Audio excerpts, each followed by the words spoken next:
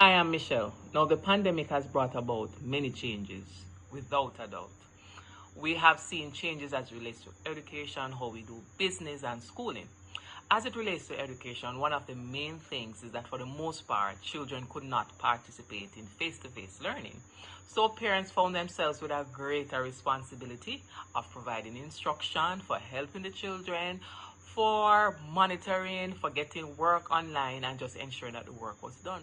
Now, if you are one of the parents who did that, enjoyed it, and felt that it's something that can work for you, you want to continue with homeschooling, and before you jump into the ocean of homeschooling, there are questions that I think you should ask yourself. For the most part, schools are slated to open for September. But if it is that you want to continue with homeschooling, this video is for you. I'm going to ask you some questions, 10 plus questions, that you're going to ask yourself before you decide that homeschooling is for you. Now, the first set of questions are child related. Your child or your children that you're planning to homeschool, ask yourself these questions. Now, the first question I want you to ask, what is your child's learning style? Is your child a social butterfly or an introvert? How will the social development of your child or children be catered to? You should also ask yourself, who will monitor the progress of your child?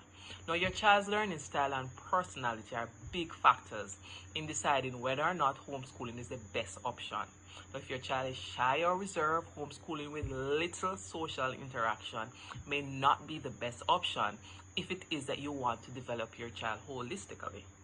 If homeschooling is your preferred choice or your only choice for a child who is introverted, you may want to integrate lots of play dates and field trips so that he or she gets the social exposure that is needed. So that's the first set of questions. Now, the second set of questions are tutor or instructor related. And these questions are related to who is going to provide the instruction for your homeschooling. Now, that's the first question. Who will provide the instruction? Does this person have training or experience in teacher education? If it is yourself, do you have training or experience in teacher education? Who will monitor the activities and check lesson plans of the tutor or the instructor? Has the person worked with your child before? No, the tutor or the instructor is going to make the world of a difference. The person should have at least a minimum teacher education training to teach children in the upper primary and high school range. The personality of the person chosen is also important. Is the person caring and considerate? Will they provide an environment for your child to take risk and blossom? So that's the first set of questions that you're going to ask yourself before you dive into the ocean of homeschooling.